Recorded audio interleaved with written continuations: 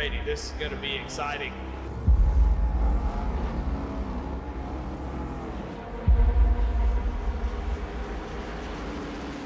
Yeah, we got to go. Restarts up. We go. Green flag is out and we're underway.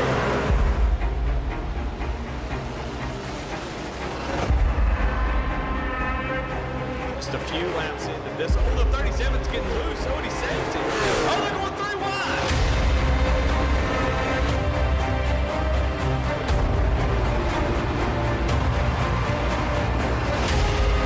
We've got a 5-way fight for the win of this race coming to 4 laps to go.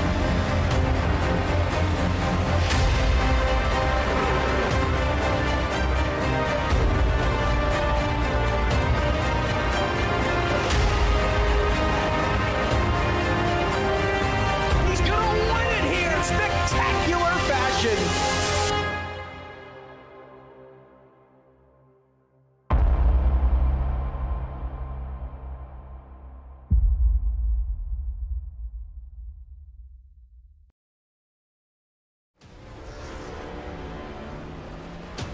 Elimination race number 1, Richmond Raceway.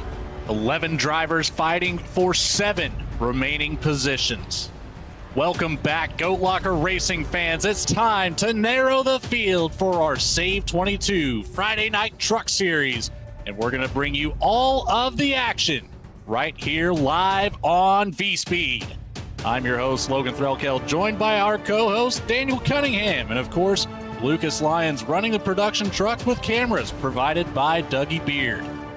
Week 12 brings a lot to the table, Daniel. What do you think about taking us straight to the main course and talk about our point situation coming into tonight? Yeah, absolutely, Logan. This is definitely the reason that we are here, to set the round of 8 for the next 2 races here in the playoffs. You can see up there, number 1 in the point standings, Jake Ellingson, name highlighted in green. What a time for his first win of the season. He locks into that next round. Patrick Drabick there in second overall. 16 points above the cut line. He's in a pretty good spot, still has a little bit of work to do, but overall, pretty good spot here heading into this race. But then you look at third and fourth, Mark Whitley, Levi McCarty, 11 and 10 points up on that cut line over ninth place. From there on back, that's where things really get interesting. 6 points above the cut line for Bontrager, 4 for Kostick, 3 for George Jewell, 1 single point for Jamie Mullins, still keeping their spots in that round of 8 heading into tonight. But Charles Aber, Jeremy Gardner, James Kaufman, Tyler Justice, they are all trying to race their way in. And that big name there sitting in 10th, Jeremy Gardner, that's the driver that I would keep an eye on here. One of the dominant drivers of the season, one of the most consistent drivers of the season, finds himself below that cut line heading into the race because of that speeding penalty last week. So quite a bit of work for those guys that are highlighted in red. Any one of them can lock in with a win, move that cut line. You can see the rest of the field there as well, starting with Jamie Barkis. That's the rest of our drivers that are still racing, not in the playoffs, but still, you know, trying to get a little bit of bragging rights for being the best of the rest throughout the remainder of the season. You know, you said it pretty well there. Anybody outside of that cut line can win and get in, and you know, it's anybody's game there, but it's also anybody's race to lose. None of these drivers, aside from Jake Ellingson, are completely safe. Got about 18, 19 trucks out here tonight, so that 16-point lead could rather quickly disappear there for Patrick Drabick if the cards were to fall that way. Let's talk now about where we're at. Of course, Richmond Raceway, short track racing for the cutoff race. I see the comment there in the YouTube chat. You are absolutely correct. Richmond, Virginia, just 0.75 miles around. 14 degrees of banking in the corners. 8 degrees of banking across the front stretch. It's been very slick in the practice session. These drivers really have to fine-tune these driving skills tonight. The braking has been a big topic of conversation. Any little miscue on the brake pedal can certainly send the rear end of this car around just as quickly as you can try to save it. Race analysis next up on the board here. 110 laps for us tonight. That'll equate to 82.5 miles of racing action. Pit road speed of 40 miles an hour. It's also a very tough pit road to get entered into. Very slick on the apron as well as the track surface. 3 tire sets available on the night. You'll have to use them very wisely. Of course, our 2 green-white checkered attempts if needed. 50% fuel on the night. 45 to 52 laps of an estimate. So just about to that halfway point. We should see 2 pit stops on the night. We might see some of these drivers try to stretch it out and maybe just make it a one-stop race, Daniel. Yeah, that's definitely a possibility, especially if this race goes green, as these races in our Premier Series have had a tendency to go. May come down to just a little bit of fuel saving to see if you could possibly one-stop it. So definitely something to keep an eye on. And, you know, this was a track, too, it was a mainstay on the Truck Series for the first 3 seasons that this was a Premier Series here in Goat Locker. Took a season off last season.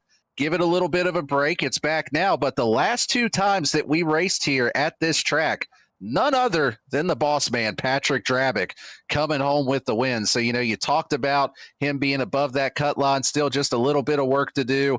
What a good track for him to go to here to try to lock his way into that next round. But as we saw the last few times we came here in seasons 2 and 3, these races, especially being in the playoffs, they had a tendency to get just a little bit chaotic. That they do. I can think of a couple drivers in the field that we've had some really good battles that turned sour late in the race. We won't name any names. We don't want to necessarily stir the pot right at the top of the show. We'll let the race develop. But speaking of the race developing, qualifying has concluded, and it's time to get down to the grid. Let's have a look at who is taking that Jam Printing and Promotions Pole Award this week. It's none other than the 77 of Mark Whitley with yet another Jam Printing and Promotion Pole Award and yet another bonus point to his name. Since forming in 2013, Jam has contributed printing and promotional sponsorships to more than 60 local nonprofits, with a primary focus on organizations that assist veterans, women, and children. They have been with Goat Locker Racing since the very beginning, local and veteran certified. When they do well, they do good in the community. Starting to Whitley's outside, it's the 24 of Levi McCarty with a 21.475, just 1/1000th shy of that pole. In row number 2, Jake Ellingson starting on the inside with a 21.6 flat next to the 3 of Michael Kostick, 21.605. Starting out in P5, the 66 of Jamie Mullins, a 21.648 next to the 07, the boss man, Patrick Drabick, 21.691.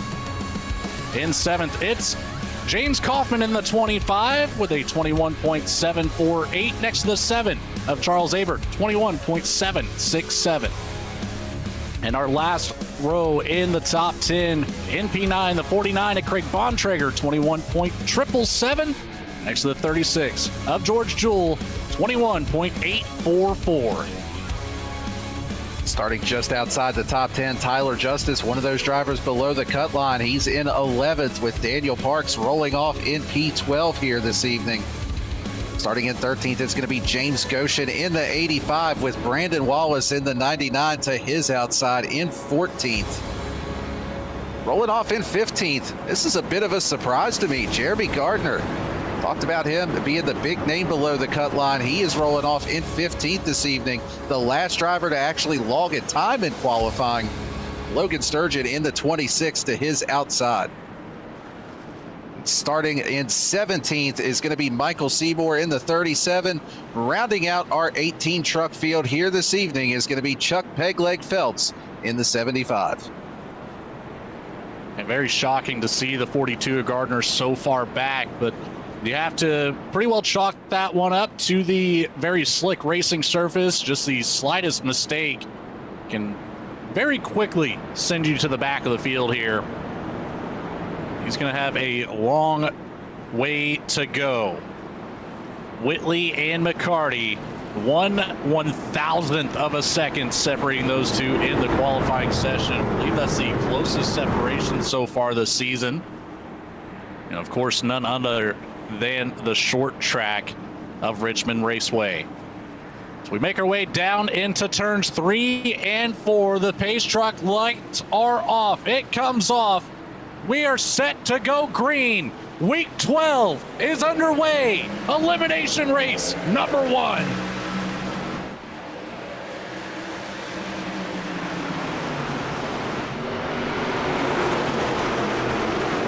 As the drivers head through turns 1 and 2, you can see Mark Whitley able to clear for the lead over the 24 of Levi McCarty. Whitley looked like actually spun the tires just a little bit on that initial green flag, but able to get the truck gathered up, able to get it in the right direction. This is our first battle for position at the moment. That is Bontrager and James Kaufman, 49 and 25 battling for position as Bontrager off of turn number 2. That was a big slide for the 49, but able to hang on to it. Does lose quite a bit of track position there. Now back to the 12th position with James Goshen actually battling for that number 12 spot. So not an ideal start here for one of our playoff drivers, but definitely could have come out a lot worse for him. Able to save it and continue on. Lost 5 positions from one mistake. Cold tires at play early in the race. Of course, we talked about the slick surface of the track. We haven't talked about the temperature of the track that's playing a big factor in that. Only 74 degrees on the track surface. So it is a very cold night here in Virginia, but it's going to put on one heck of a race as the 085 goes up to the top lane, gets a good run around Bontrager. Goshen looking for making some moves, trying to get around that 33 of Tyler Justice. Not quite working just yet. As Bontrager able to get a run on the inside, gets loose on corner exit again. Can't quite get clear of Goshen. Side by side through 3 and 4. The rest of the field single filed out early. They're going to look to make this a long run. Very few and far between to see a whole lot of passing action at this point. If we are just going to be content with turning laps, but here we go again with Bontrager to the inside of Goshen. Yeah, Bontrager looking to the inside, not willing to just yield that position, trying to work his way back up through the field. Every position valuable for him. It's one of our playoff drivers. And, you know, something that I've noticed about this particular track, Logan, is it really seems like since they did the most recent update to it, those upper grooves tend to work just a little bit better from previous races that I've seen. Before, it was really, you want to get to the bottom, you want to wrap that yellow line, but it seems like now you can move around just a little bit more. Be curious to see as the race goes on. Most of the other races I've seen here have been day races with a little bit hotter track temp, if it's going to play out the same way. But it seems like something iRacing did with the update gave those top grooves a little bit more grip, and we've seen it actually here out of Bontrager watching this battle. He's been slipping and sliding around down there on the bottom, having issues getting the power down. We saw it earlier. He's able to slide the 85 of Goshen there and get around for position. Gardner trying to do the same now, but you know, Goshen's doing a really nice job of just being able to hang up there on that top side, get the power down, and carry a lot of momentum on corner exit. Now, there's a lot more available real estate here at Richmond to use. As Gardner able to complete the pass as they make their way out of turn 2 down the backstretch around the 85 of Goshen up to P13 now. Still a lot of work to do for the 42. We talk about it week after week. Gardner's one of the best at playing that long strategy and waiting until the back half of the race before he starts to really put on the pressure and go on full attack mode. James Kaufman, Charles Abert, Patrick Drabick, they're getting close. The gap is a little bit out there, 0.2 of a second, but the closest one in the field right now, aside from Bontrager, Justice Gardner. Again, just very quickly single-filed out. Mark Whitley out to a commanding 0.8 of a second lead, looking to make it grow up to about 1 second. Make a small mistake, Levi McCarty will be able to close it by a 10th here this time by. Yeah, and I can't help but Gardner's wonder, looking to the inside now. Yeah, I can't help but wonder here, too, these drivers getting single filed out. You know, we touched on what that fuel run would be earlier in the race between that 45 to 52 laps. You can see Gardner completing the pass for P12 here around Bontrager.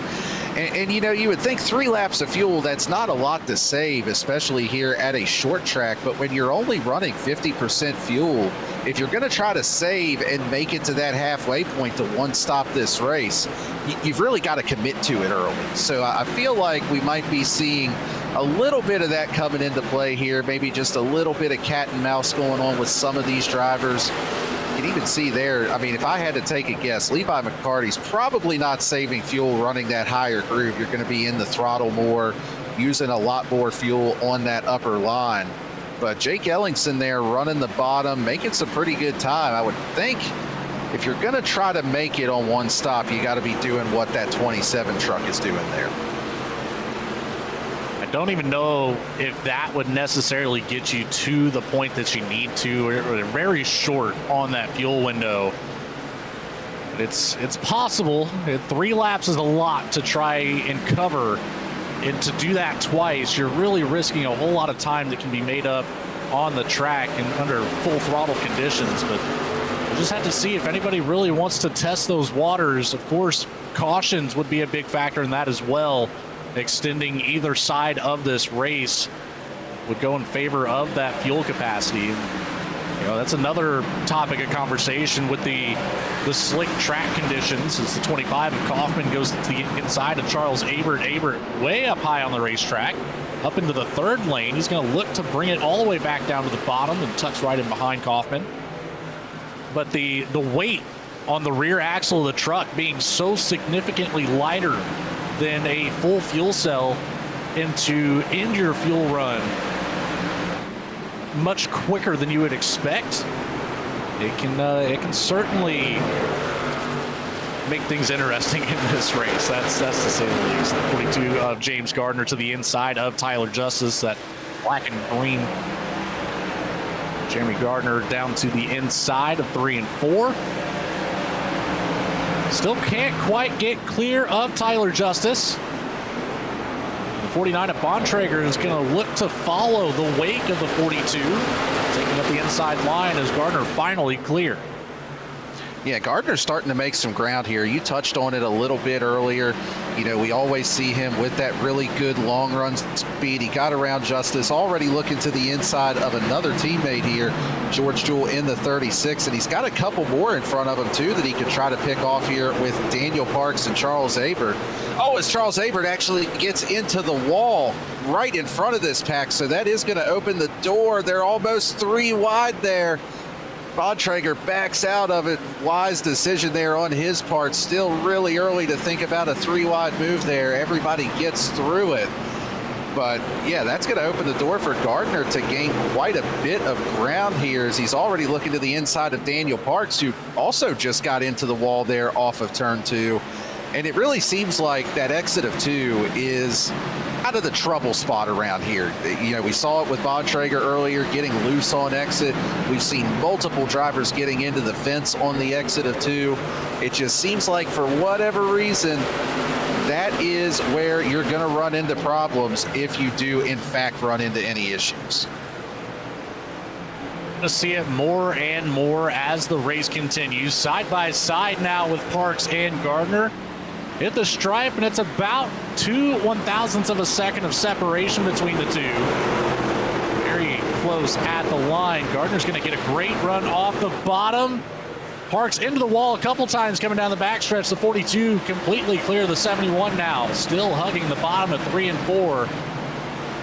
Justice and Bontrager be able to take advantage of the struggling 71.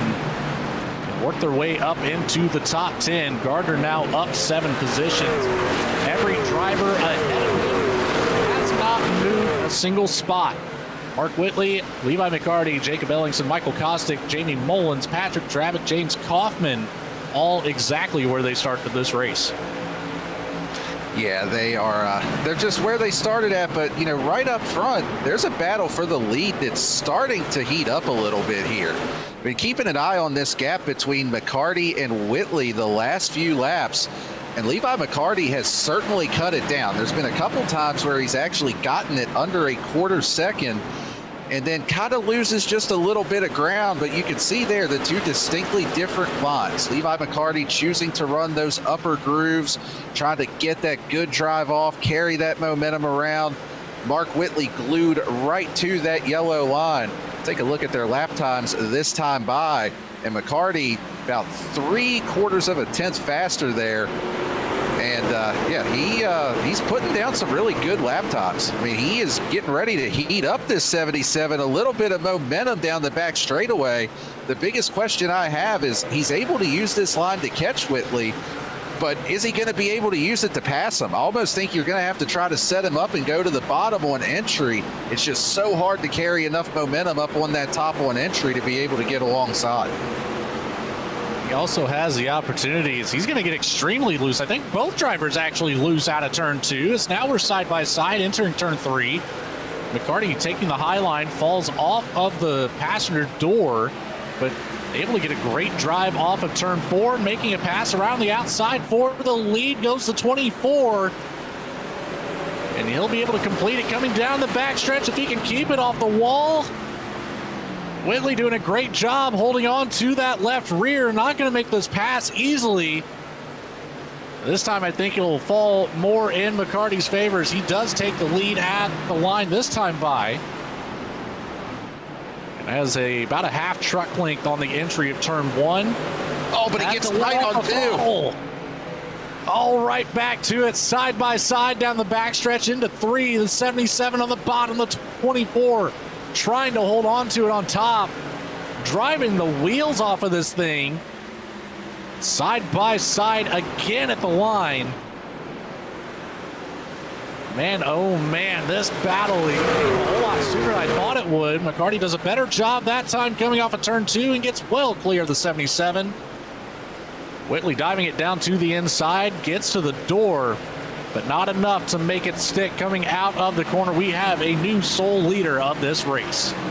Yeah, and Mark Whitley, Levi McCarty rather, he made me eat my words. I did not think he would be able to set up and complete that pass on the high lane, but able to make it work. So really impressive move by him there. This battle for 4th is heating up here between Michael Kostick in the 3, Jamie Mullins there in the 66. Mullins has chased down Kostick and really putting a lot of pressure on here. Again, 2 more of our playoff drivers you can see there with the blue spoiler, the blue banner on the front windshield as well to indicate those that are still in the playoffs. Kostick now starting to go to that high groove to try to defend position a little bit, but it seems like Mullins has definitely got the speed on his side right now. These are 2 drivers just above the cut line. Kostick in the 6th position of the point standings. Mullins in the 8th position. So the last driver in currently coming into this race. See if they're on the bottom right of your screen. Take note of those drivers as contacts made between the 66 and the 3. Pushes Kostick up the track. That gets Jamie Mullins clear. I don't think Kostick's going to like that move too much, Daniel.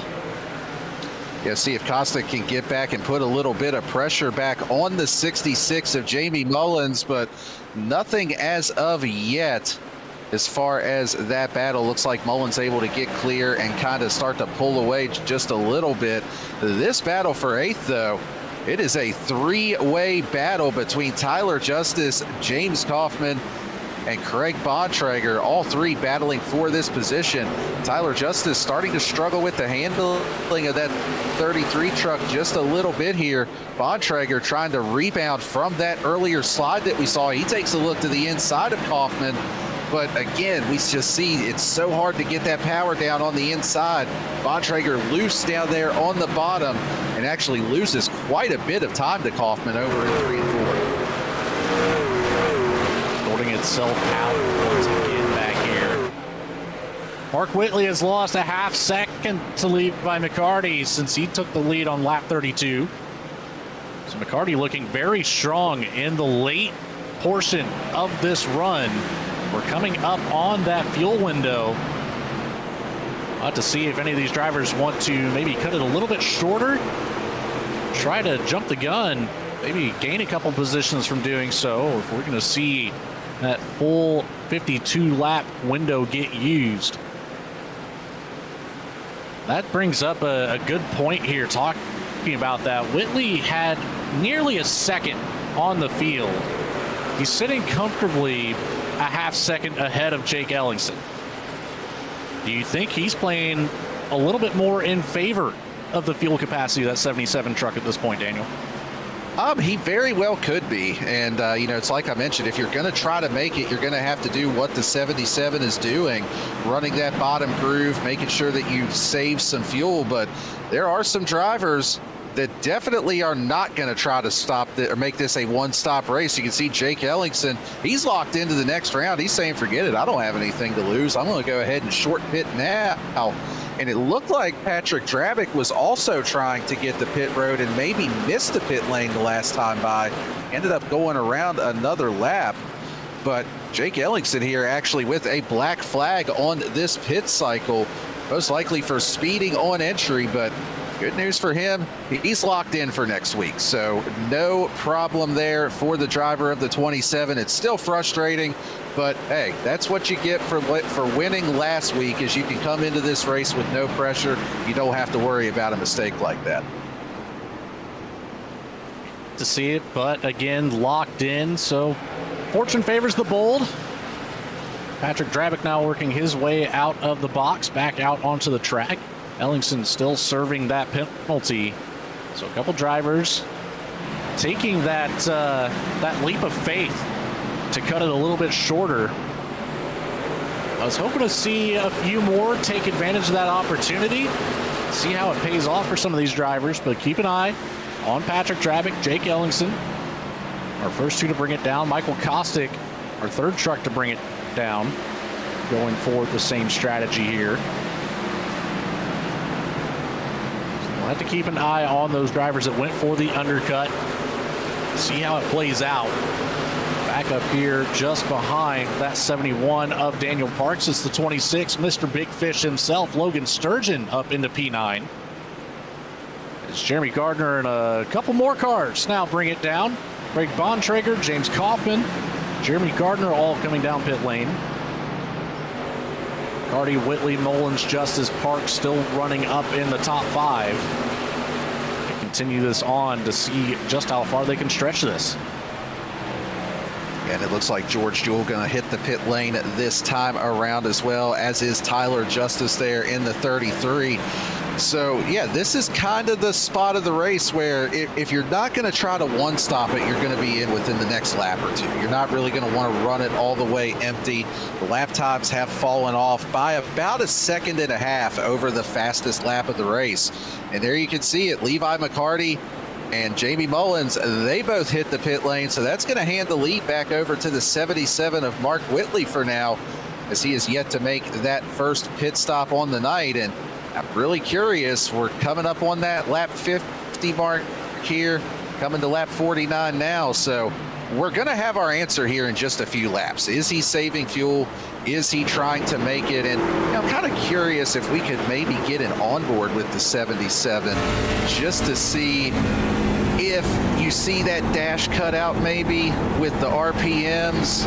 He's not clutching it or anything of that nature, so he's not going full fuel save as of yet in that 77, but there it is. Actually, let me take that back. He is definitely going at least clutching it with as low as those RPMs are. And that's one thing that I've kind of learned here at Richmond is it's a lot easier to do that on the entrance to 1 and 2 with just where you would normally lift at and how early you've got to lift and the way that the truck kind of rolls into the turn.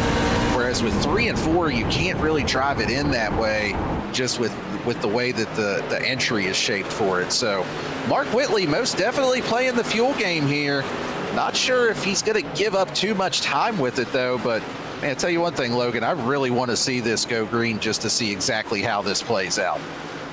I'm right there with you. Whitley setting himself up to have 2 extra sets of tires at the end of this race. Remember, we had 3 sets of tires available over the wall. All of our drivers have taken their first set that have made their way down pit road. Whitley, Sturgeon, Parks, Seymour, and Wallace have yet to bring it down. As I say that, Parks and Seymour both in pit lane. So it leaves Whitley Sturgeon and Brandon Wallace out here on the lead lap. Apologize, Wallace not on the lead lap. Looks like he made caution is out. Oh my goodness, no, that's not what you want to see. It's the 85 of James Goshen. Sideways in the middle of 1 and 2. Oh, and that worked out perfect for Mark Whitley. It's going to put him right on the edge of the fuel window to be able to make it to the end. And it's going to put him with a tire advantage over almost the entire field. Pretty much the whole field is a lap down at this moment. So let's take a look at the V-Speed instant replay, and it was a self-spin from the 85 of James Goshen. Just gets loose down there on the bottom. And that just throws a wrench in everything here as far as the strategy and what we were looking at. Let's take a look here on this replay. You can see Goshen trying to get around the 99 of Brandon Wallace. He was on fresher tires. I believe it is in this next turn is where we'll actually see the spin take place. Yeah, just gets in just a little bit too hot. Soon as the rear starts to come around, that's pretty much the end of it at that point, and caution comes out. Not ideal, right in the middle of that pit window, just outside of it. Every single driver in the field, aside from I believe just one, was a lap down to Mark Whitley once this caution came out. So he'll be able to come down, get fresh tires. Already has come down and gotten fresh tires, and now will cycle his way back to the lead. As the drivers ahead of him will receive that full field wave around, essentially. That's what we're about to see here. 71 of Parks brings it back down pit road. Lightly gonna top off on fuel here just to make sure he can go all the way to the end. Not a bad call by any means. This is going to be a really weird looking restart too here once we go back green, because it's pretty much going to be single file with all the wave arounds. But you know, while we have a moment under this caution, go ahead and thank one of our sponsors, and that's going to be the title sponsor of the series, SAVE22. SAVE22 is a 501c3 organization dedicated to preventing suicide among veterans, active duty personnel, and first responders. Their unwavering mission extends to 4 critical pillars: shield, assist, volunteer, educate. Save22.vet. We appreciate everything they do, both for our iRacing League here at Goat Locker and for the veteran and active duty community. So our field gets the wave around signal here. 1 to go. They'll have to make their way all the way back around, catch back up to the 77 of Mark Whitley. And like you said, fall right in line here.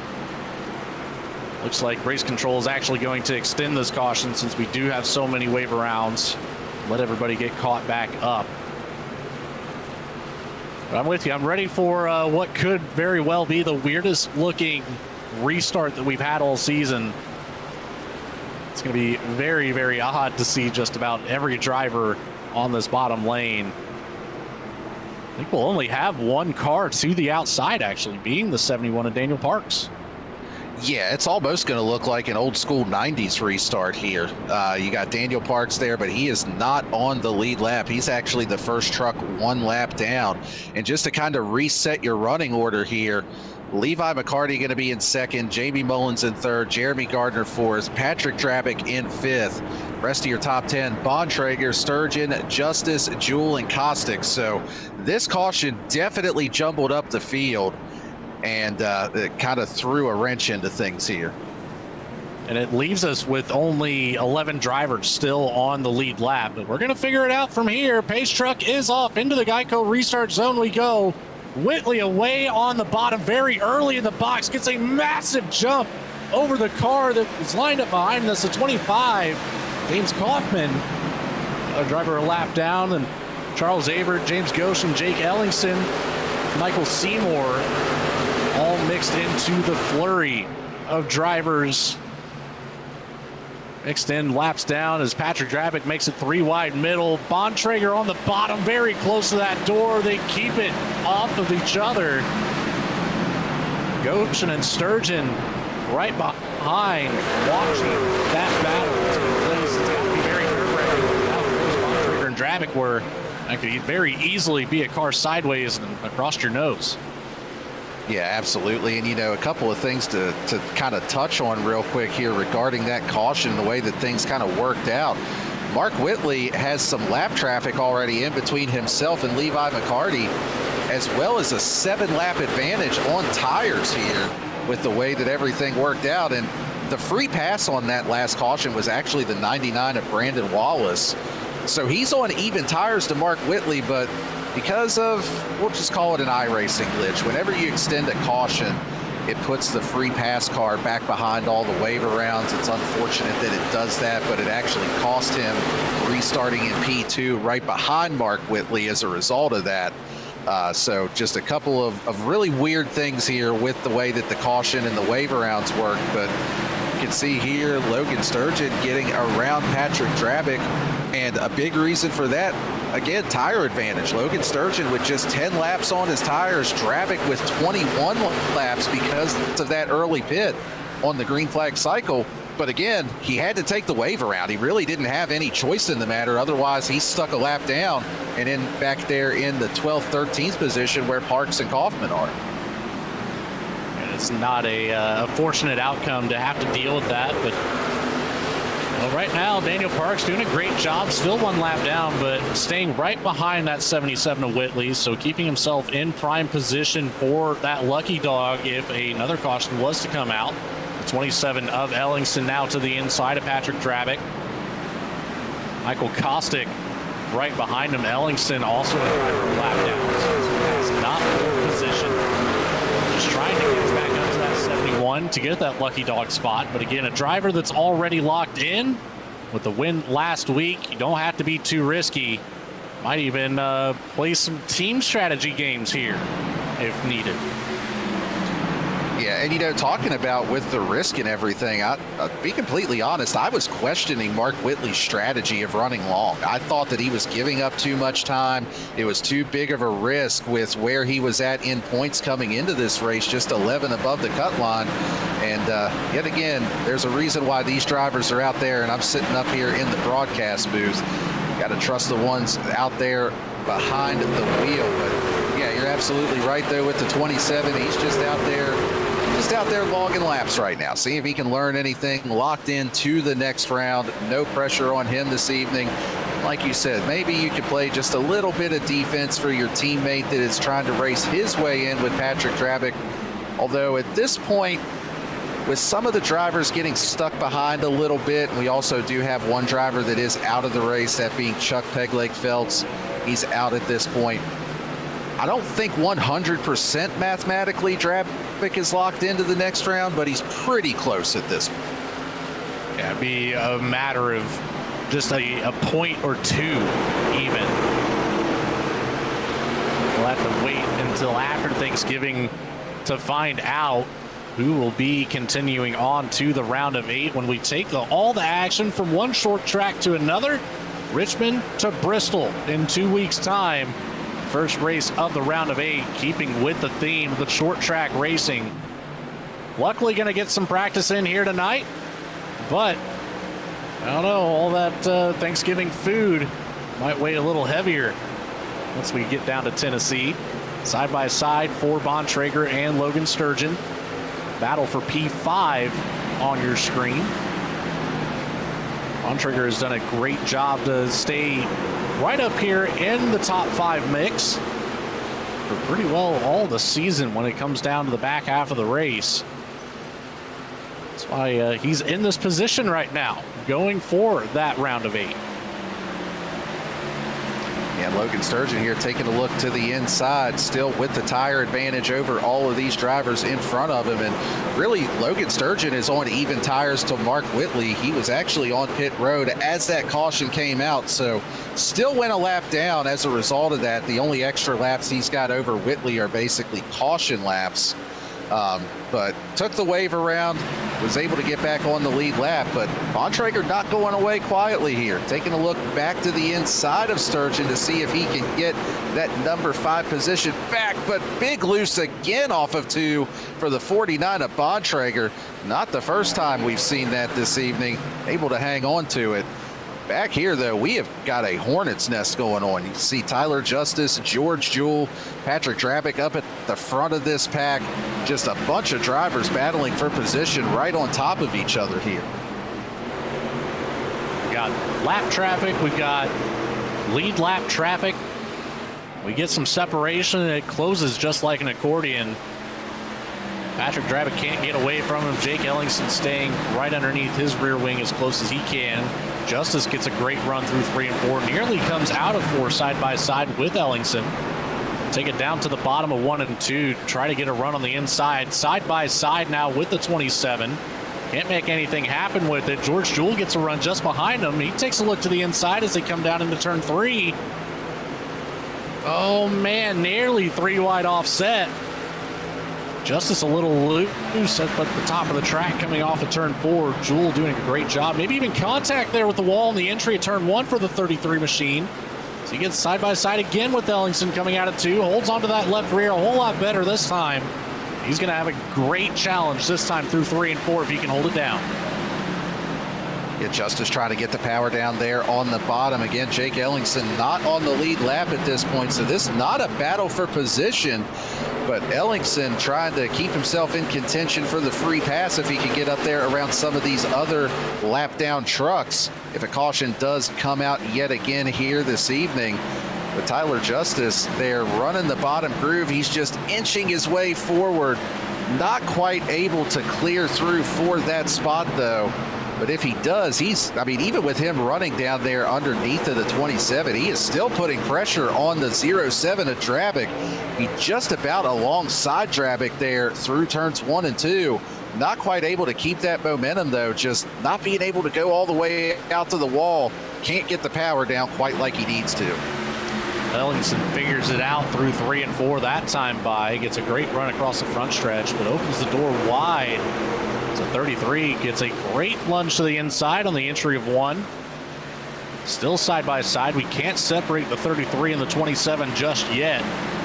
Lap 80 here out of 110. It's coming to a close. The battle is still raging on. Whitley up the road a second ahead of Levi McCarty. We'll see if McCarty can mount that charge that he had last time despite that tire disadvantage. Jamie Mullins up in a podium spot running P3. 0.8 of a second ahead of Jeremy Gardner in P4. Logan Sturgeon just under a half second in P5. Yeah, and the one quite get the run he needs though. And the one thing too, sorry to cut you off there, Logan, but the one thing too, talking about with Whitley and McCarty up front, Whitley doesn't really need to worry about McCarty. And the reason I say that is Mark Whitley is the only driver in the field right now that can realistically make it to the end on fuel. I mean, we saw that he was going to be able to go 55 laps on that initial green flag run. This run to the end would put him right at 55 laps with the aid of a couple of caution laps in there. Whereas everybody else, they're going to be at least 10 laps short. And just as we say that, Tyler Justice saying, you know what, I'm stuck in lap traffic. I can't make up any ground with what I'm doing right now. Let me go ahead and come down, take my lumps, get that green flag pit stop out of the way. He is definitely hoping that this runs green to the end from here so that he can make up some track position through this. And I have a feeling that is going to open the doors for some more drivers to hit the pit lane here as well. It looks like the 36 of George Jewell is going to find his way down pit road here. Justice is going to take all 4 tires and top off on fuel. We'll keep an eye on the 36 as he's still working his way down pit road to his box. Battles have since simmered. Right sides go up on the 36. Will the Jackman move around to the left side? He does. So 4 tires for the 36 of George Jewell as well.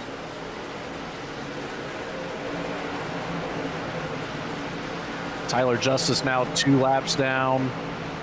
George Jewell now 2 laps down as he gets past coming out of pit road. Don't know if we'll see them get both laps back. Very likely to see one of them come back.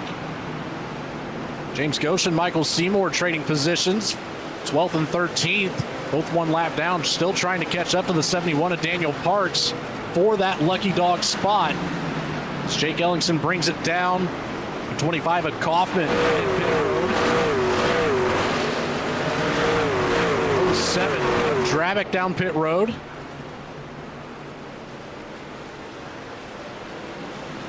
A lot earlier than I thought this second round of pit stops would be, but I like the call. You want to give your tires enough time to warm up, come back up to full temperature. It takes 3 to 4 laps here at Richmond under the cool conditions. We have moved the temperature scale up just a little bit. 78 degrees on the track surface now. Oh, it's the 07 of Drabick sideways into the grass on the front stretch. No caution to come out. Stay green as he spun off the track surface, but you are just talking about it with tire temperature getting them up into that optimal zone. And this is, I mean, that almost looked like what we saw out of Goshen, except just other side of the track. And Drabick spins it down to the infield grass. Luckily, as we talked about earlier, he does have that points cushion coming into the race. And this was actually, I believe, literally his first lap, first set of turns out of the pits. Yeah, this is right after he merges back up onto the track and just loops it off of turn number 4. So fortunate to keep it off the wall. Definitely not an ideal situation, but all things considered, again, as we've seen a few times here this evening, could have been a much worse outcome for the driver of the 07. You can see there more drivers hitting pit lane. Jamie Mullins, Craig Bontrager, James Goshen, they are all on pit road. And also, I got to correct myself on one other thing. I said Mark Whitley is the only driver that can realistically make it to the end. Brandon Wallace in the 99 pitted the same lap under caution that Mark Whitley did. So those 2 drivers are really the ones that can make it all the way to the end. Daniel Parks as well. Only 36 laps completed this stint for the 71 team. He came down on that caution the second time around to top off on fuel. So there's a couple drivers to keep your eye on to see if they can take it all the way to the end. You're just about there, ladies and gentlemen. Contact with the wall coming out of turn 2. Mike Kostick now hitting his pit box. Whitley, McCarty, Sturgeon, Wallace, and Parks make up your top 5. Only 4 of those on the lead lap at the current moment. I don't know if that's going to change too terribly much because of Whitley being able to take it all the way to the end, because of Wallace being able to take it all the way to the end of this race. We might see a couple of these drivers be able to get around, but Wallace coming out of turn 2 right now in our first car lead lap, our first car 1 lap down. Daniel Parks, he is on the complete opposite side of the track. Wallace now coming out of turn 4 as Parks is in the middle of 1 and 2. Yeah, this could definitely be a little bit of a peculiar finishing order, we'll say, if this runs green to the end. And we are getting down to the end of this race. And I mean, but you never know, though. I mean, we saw the self-spin by a couple different drivers here this evening. You know, I think if you're going to see it, it's probably going to be with the first couple of laps coming out of the pit lane. It looks like we may actually have another driver coming down the pit road here as well, as it looks like Logan Sturgeon is indeed going to bring his number 26 truck down pit road. And that is going to leave just 3 drivers on the lead lap as we approach 10 laps to go. Well, the next one that would have to come down would be the 24 of Levi McCarty.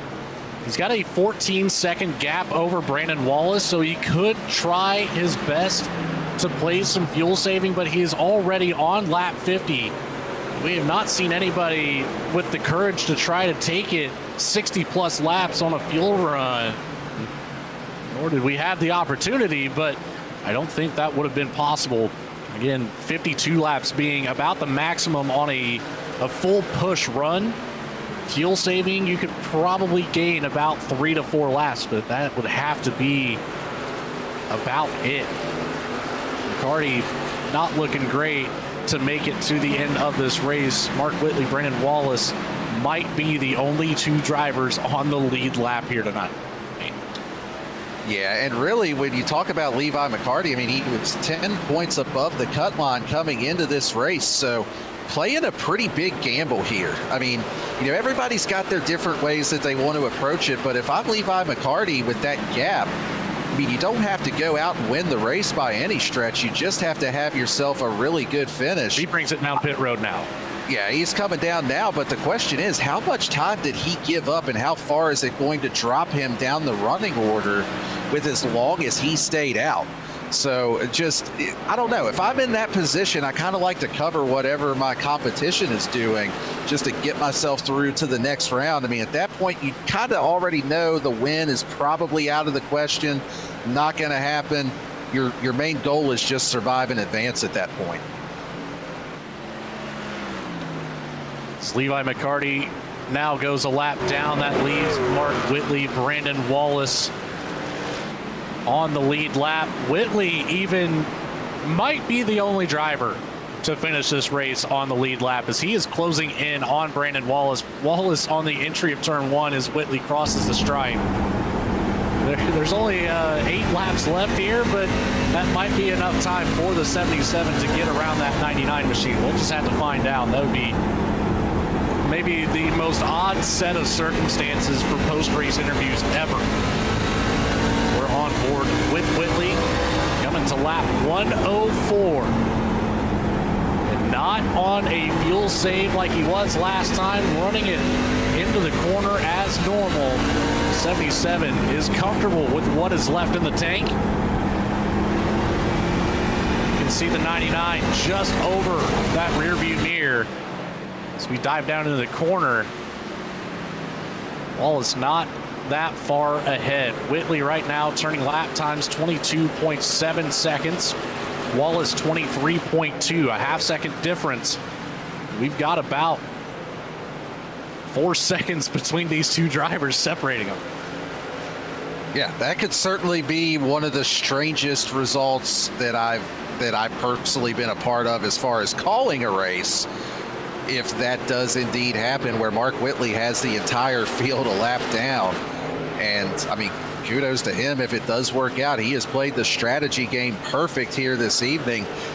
And, you know, it's so wild. I mean, you just never know what you're going to see with the way that these races play out. If somebody would have bet me that we were only going to have 2 trucks on the lead lap with under 5 to go here this evening, I would have lost that bet. Patrick Drabick is going to try to change that statistic. Actually, I apologize. Drabick 2 laps down, so even if he does get around Whitley, still will not rejoin the lead lap. This is such an odd finish to this race. 3 to go at the line. Jeremy Gardner, the closest driver to unlapping himself, making it 3 cars to finish this race on the lead lap. It's Whitley coming out of turn 4, 2 to go at the line for the 77. Another win looking promising in the books for Mark Whitley. And a berth to the round of 8. Looking to join Jake Ellingson after being locked in last week. A lot of math will have to be done to figure out the rest of the field. White flag in the air one more time around. Richmond Raceway has come to an end. Down into turn 1, coming out of turn 2. He will not get to Brandon Wallace, but he will dive down into turn 3, come out of turn 4, see the checkered flag in the air, and take home another win on the season with 94 laps led and 2 cars on the lead lap. Wow. What a weird race this turned out to be. Yeah, it was definitely a bit of a peculiar one with the way that the race played out. But again, hats off to Mark Whitley, played the strategy absolutely perfect. And that's not to take away from just the speed that he had either. I mean, he started on pole. He had the speed to do it without strategy. But sometimes it's just your night and you play all the cards perfectly. Mark Whitley able to do that and take home another win here this season. Whitley makes his way back to the front stretch, already mid-celebration. We're going to send it to a quick commercial break, have a word from some of our sponsors, get set up for the post-race show, and interview our top 3 finishers. We'll be right back.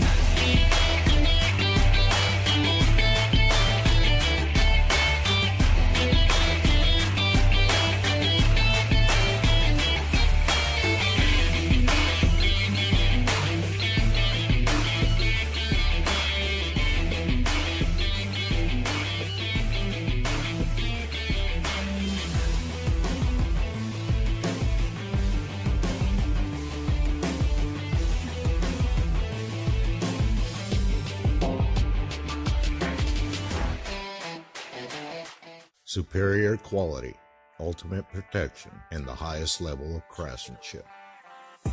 We make our gloves for the hard worker that wakes up every morning and gives 110%. You deserve the highest quality protective gear that's going to work for you, day in, day out. We know it can be tough deciding what companies to trust for your hard-earned money. It's all in our name. We've mastered our craft to help you master yours. We make our gloves rugged, durable, and designed for you. Whatever the job is, we have you covered. We are your glove station. A thriving job market and low cost of living, plus a wide range of veteran benefits, make Indiana the perfect place for veterans of the United States military to call home. InVets can help you find that home. We're an organization started by veterans to help former service members transition to civilian life in our state. InVets can help you find the community with the career opportunities, housing, schools, and amenities that fit your lifestyle. To learn more about InVets, visit us at invets.org today.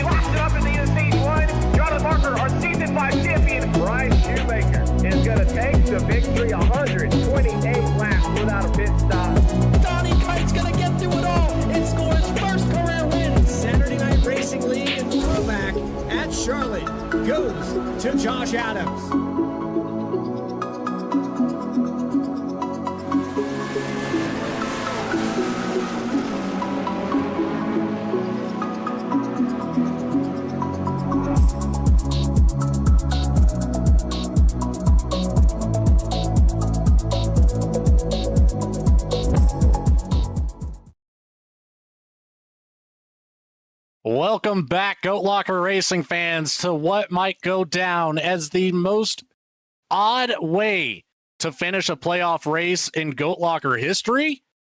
And let's talk about it. We'll bring up the results right here as Mark Whitley able to claim yet another victory. One caution on the night completely changed every possible outcome this race could have had, and only leaves the 77 and the 99, the Brandon Wallace machine, as Mike Browning said in the YouTube chat, not so terrible tonight, up from 14th to P2.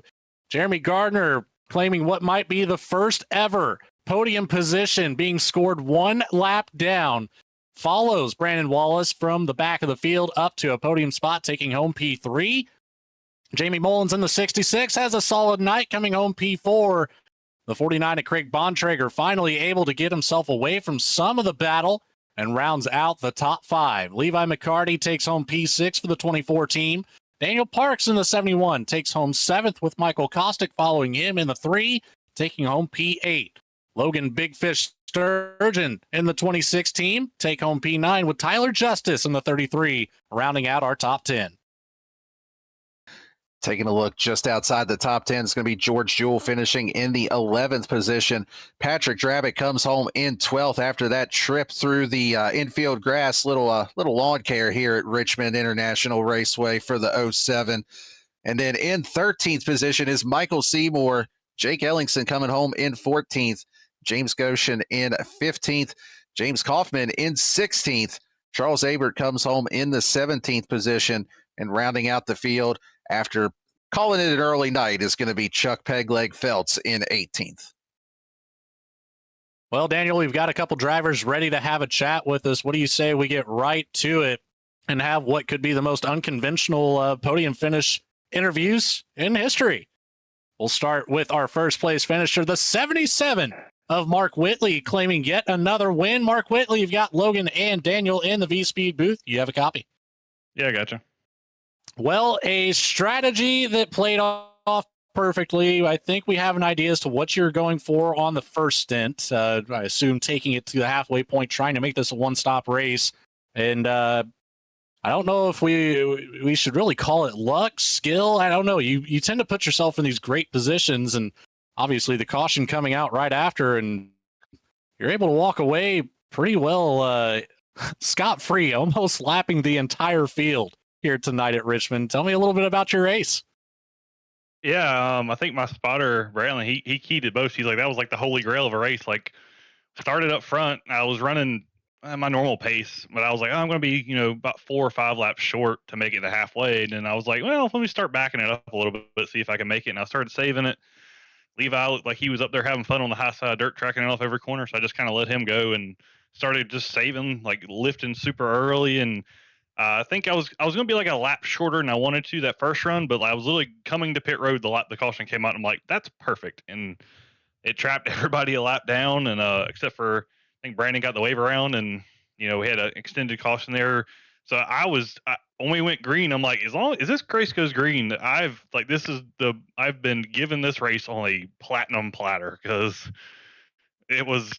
everybody was on old tires. No one else could make it to the end of the race except Brandon, because he had the lucky dog. And I'm like, this is like what dreams are made of. But so the whole rest of the race, I was running probably 60%, 65%, just saving my stuff, saving any fuel just to make sure I didn't accidentally overdrive it. And I know at the end there, once everybody pitted again and it was just me and Brandon, my spotter was like, there's only 2 cars on the lap, and actually he's right in front of you. And I was just like, you know what, let's see what I got left in the tank. And I was trying to get to him to say I lapped the whole field, but came up a little short. But that's that's I wouldn't even say 1 in 100. That's probably 1 in a million race right there, because literally everything went our way. Nothing went against us. Everything went for us. And I just, you gotta have to laugh, because you're a lot of times on the opposite side of that, and it's good to be on the this side of it for once. I would almost bump those odds up. That seems even a little bit low at 1 in a million. But Daniel, I believe you had something for our race winner as well. Yeah, and I was actually kind of curious. You answered my one question that I was going to ask, when I was kind of curious if once you saw Brandon Wallace in front of you, did you start pushing a little bit just to say like, hey, I got the field a lap down. I don't know if anybody else can say that they've done that here in Goat Locker, but just looking forward, you got a week off before the next round of the playoffs start. How are you feeling about the next 2 tracks coming up, your chances to go race for a championship? Well, I'm feeling really good. Get some nice little momentum rolling in there. I got to look at the schedule because I don't remember, because it's been a minute. Where are we at? Bristol. Oh, that's one of my other. All right, so yeah. Oh yeah, I remember looking at this. Yeah, the next 3 tracks, all of them are like 3 of my best tracks. So I'm very looking forward to it. Understand Especially, that. Rolling in here with some momentum. All my favorite tracks are lining up pretty good, and we're having some good luck. Hopefully, hopefully we found that platinum horseshoe, and we're just going to be welded to the underneath of this truck for the rest of the season. Well, we'll see if that will continue. We'll have a short Thanksgiving break next week. But for now, Mark Whitley, you've heard the question time and time again through various series here in Goat Locker. Who do you have to say thanks to or shout out for your race win here in the playoffs at Richmond?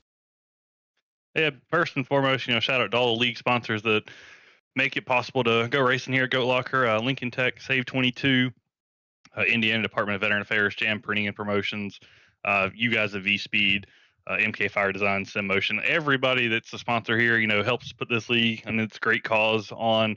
It's great to be a part of it. My personal sponsor is Brantley over at Harpoon Design. He does amazing paint jobs. Check him out at harpoondesign.com. He's got a little form you can fill out and give you a nice little paint job going into the winter here. My other sponsor, Jawa.gg. They're the #1 online gaming marketplace out there. If you're looking for a new upgrade or a new rig for Christmas, check them out. They're the best marketplace out there, Jawa.gg. And then all my friends and family that tune into these broadcast races, I think my dad's already texted me. Vector over in Harpoon Chat, he always tunes in. I appreciate all of them tuning in these races. It's we're not the same as all the real guys that race out there on the weekend, but we have a little bit of we can get a little bit of that feeling with all our friends tuning into these. So I appreciate them for doing that, and I guess for y'all for putting on a great broadcast. Hopefully, it should be pretty interesting to go back and watch how the rest of the field, how it worked out for everybody else. 100% correct about that, Mark. Congratulations once again. Have a great Thanksgiving, my friend, and we'll see you once we take it back to some short track in Tennessee. Sounds good, guys. Take it easy. Your race winner, the 77 of Mark Whitley. It's time to get to the man, the myth, the legend, the 99, Brandon Wallace. Brandon Wallace, you've got Daniel and Logan up here in the V-Speed booth. You got a copy? I do. What's up, Santa? Well, not so terrible of a night for you, my friend, and you can mark yourself safe on Facebook from going a lap down to Mark Whitley here. Hey, man. Now, we've seen you try this long haul week after week, and as much as I hate to say it, more times than not, it doesn't work out. But this time, it works perfectly. Tell me a little bit about the race that you had here tonight. What was the overall strategy? Are you looking forward to maybe taking it again to another short track in a couple weeks? Yeah, well, I had somebody knock on the door right before the grid came up, so I had to leave the grid and go there, and so I missed the start of the race, and so I came out of pit road as the field went by, and so I was a half a lap down from the get-go, and so I immediately knew people were going to try to make it, a two-stop race, and I'm like, well, I don't have much of a choice but to go one-stop race, so Whitley passed me, and I just kind of cruised in behind those guys and started saving early. And then when the lucky dog came out, I had to go around the field. Of course, I was shutting the truck off, and I pulled into pit road with a tenth of a gallon left in it and barely got out, had to speed on pit road and get out in front of the field. And it was just, after that, it was like, okay, I'll just save. And I didn't even realize people didn't get to pit because they'd already pit and were wave around. So it just worked out, and I saw Whitley coming, and there was no way I was going to let him pass the whole field. So I had to hammer down a little bit. Well, hey, you got to talk to Santa first. Now you get to talk to Krampus for your second question. Joy. Yeah, I know. I'm your favorite person up here in the V-Speed booth. Don't even act like I'm not. But come on, teammate. Yeah, we are teammates from time to time, but hey, the fuel strategy game finally worked out for you, being able to get up here on the podium with this run tonight. And you talked a little bit about getting that wave around once the race restarted. Were you really trying to race your way back up around some of those other guys after that, or did you kind of have it in mind that you're going to be able to make it farther than them? Because it looked like you might have got bitten by that iRacing glitch where you're the free pass, they extend the caution, and it puts you behind all the wave around cars. Yeah, it did, when it was telling me to pass the 37 when he was in front of me, and so I was going to get a black anyway, and I had to speed on pit road to beat the field because I was a wave around and I was saving fuel, and I had to pit for my 4 tires, so it was all kind of chaos. But there was a group of 6 or 7 cars, Dravic and Ellingson and Caustic had went around them, but they were all battling, and they didn't, so they were too wide for, God, I don't know, 15, 20 laps. I couldn't get around them even if I tried, and if I didn't really want to send it in. So I just stayed behind them and saved fuel. Well, it ultimately pays off with your first second place finish here of the season. Brandon Wallace, congratulations, buddy. Up from P14 at the start of the race from the back of the field, a half lap down. You come out on top. Who do you have to say thanks to or shout out for your success here at Richmond? Well, obviously, thank you guys at B Speed, all the broadcasters, even the producer, unfortunately, Jam Printing and Promotions, Alexander PCs. It was nice to bring the Rebels truck home at a decent finish and do pretty good for my Bandits teammates, and hopefully we can get Caustic and keep going into the final round there. And I appreciate everything that Pat and Jamie and even old Jake does for the league, and I'm just glad to be here. Well, we're glad to have you, buddy. Brandon Wallace, everybody, congratulations once again on P2. Thanks, sir. And we'll move right on down to our third place finisher, one lap down, the most unconventional third place interview I think that we'll ever have. Jeremy Gardner coming home, started 15th, worked your way up here. But again, just the one lap down. It's so odd to have a third place interview up here. Jeremy, you had a fantastic race. A lot of passes made. You tied for the biggest mover with Brandon Wallace. You kind of worked your way up through the field at the same rate here. Obviously, that caution really just flipping the script of everything. What was the mindset as you're trying to work your way back up here to get at least to this spot that you found yourself? Good night. Third place, definitely going to take it. That was kind of my thing tonight. Just needed a good finish from last week, making that big mistake on pit road. But really tonight was all about just trying to manage, just sit back, just see if anything unfolds, because it was super loose out of four tonight. So I was trying to see if anybody made mistakes. Didn't want to risk, put myself somewhere I didn't need to be, get wrecked out or whatever. So thankfully able to go on the next round. Yeah, and I'm sure that caution coming out, trapping you a lap down, probably got a big thumbs down from you when that came out. But, you did what you set out to do here this evening. You do advance to the round of 8. I asked Mark Whitley the same question. I'll ask it to you as well, being in the playoffs still. How are you feeling about these next 2 races coming up and your chances to go race for a championship? Well, I'm going to be in the same position I was in last year. I'm going to be in a must-win next week, possibly. I doubt I make the Homestead race like I want to. It's my 9-year anniversary with the old lady, so I don't know if that's going to work out or not. But, yeah, definitely going to try and go win it next week at Bristol and see if I can make it to the championship 4. Well, it won't be next week. You've got a week break for Thanksgiving, so enjoy that while you have the time, and then we'll catch you in 2 weeks at Bristol. But for tonight, Jeremy, another solid finish here, third place for you. Who do you have to say thanks to or shout out for your success here at Bristol, or Richmond, rather? Damn, Logan, you know where you're at. Anyway, iRacing, MK Fire Design, Sim Motion, SAVE22, y'all guys up in the booth. My guys, Premier Racing Setups. And, yeah, let's go get them at Bristol. Well, good luck when you get there. Congratulations once again, P3, and I believe moving on to the round of 8. Yeah, who, me? That's enough from that one there. He can only take so much sometimes, and he's got me twice in a week now. But Jeremy Gardner, again, a solid performance, rounding out our podium finishers. That is it for tonight. Daniel, we had, again, what might go down as the weirdest race in even maybe iRacing history outside of Goat Locker racing history. What are your thoughts looking back here at Richmond?